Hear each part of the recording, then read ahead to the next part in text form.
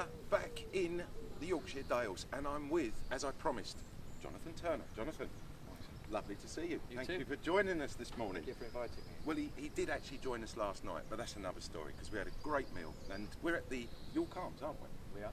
And you can tell me all about that in a minute. But before we go any further, the one thing you can obviously see in shot, Jonathan, this lovely car. Is this yours? It is my car, and yeah, it's an 8C Triumph Dolomite. There's only 2 of them in the world. Triumph Dolomite? Dolomite, yes. Not the one you're thinking of. It's slightly different. 1931, and Donald Healey built it. Donald Healey, as in Austin Healey. Yes. Built it to do the Monte Carlo rally in, and he came 8th, 1934. In this car? In this very car. Yeah. That is just beautiful. It's got his initials on the front, don't mind. DMH1. You've got to see the initials on the front. It's stunning. I mean, you love your cars, don't you? I do. Or is that an understatement? No, I do. I love rare cars. I love rare cars, and this is clearly a very, very rare car. So there, the DMH1. Donald Mitchell Healey was his name. Wow. And this was, he built these cars, he built 3 of them. Yeah. One of them got ruined, we hit a train on the first Monte Carlo rally that he did, wrote it off, and then there's only 2 left. Surprisingly, he survived. Yeah, it is very surprised. The whole front end was smashed up. Oh God, what a shame. Yeah.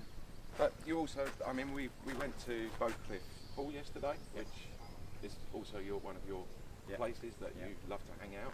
Yeah. And you've got aeroplanes there, and a tree house, and oh my God. Stuff. Yeah, just stuff. Yeah, you never ever stop with stuff. No, I like collecting interesting, eclectic things, and hence the Yorke Arms. Yeah.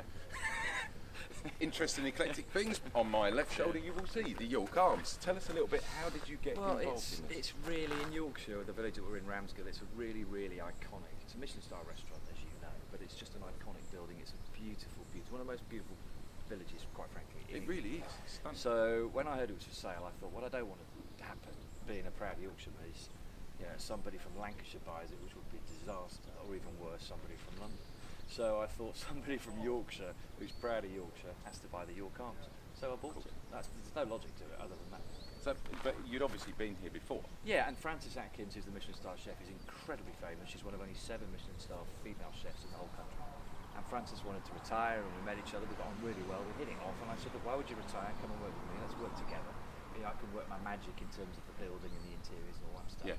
You and your team keep doing the food, and see what happens." And you really have worked your magic on this. I think so.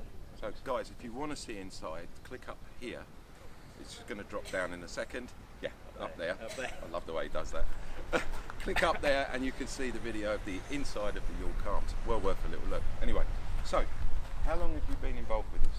Not very long. Not very long, 7, 8 months.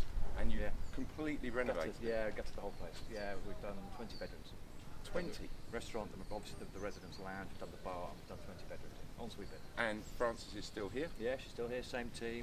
All her team in the kitchen is the same, the housekeeping team is the same, the bar staff is the same. Everything is the same, apart from the quite a large amount of money that we spent on the interior. But that's the thing about you. You do love to keep things as they were, don't you? If that's a good way of describing it. Yeah, it's like cars. You have to restore and look after these things. Triggers, broom, and all that.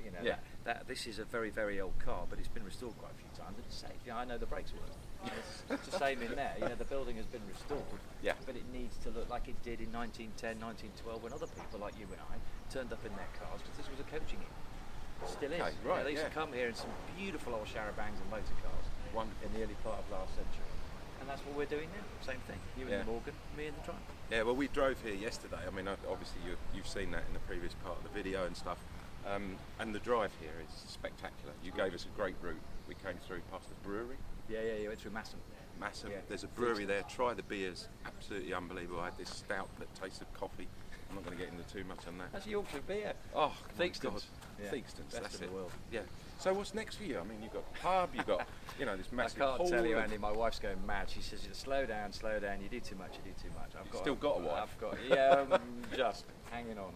And are you doing any more drives anywhere? Yeah, in September I'm going to India in my old vintage Bentley, as you do. So we're flying it to Delhi, and then we're driving up through northern India. We're going into Nepal, Kathmandu, through up towards Everest, and then back down, and we finish at Agra, Taj Mahal. 5 weeks around India. Just a little trek with my son. But you're most famous for driving, is it from Peking to London? Peking to Paris, yeah. Peking that was to Paris, to replicate what they did in 1907. So in 1997 I drove the same Bentley, get this, China, Tibet, Nepal, India, Pakistan, Iran into Turkey. The Iranian-Turkish border was a bit dodgy. and then from Turkey to Greece to Italy. Where did we go from Italy? I think I can't remember, Belgium. Anyway, we ended up in Paris. So we Wow. like 13 different countries. Driving through Pakistan, amazing. Really? We camped at Everest, so when we drove through Nepal, you sort of literally drive around a corner.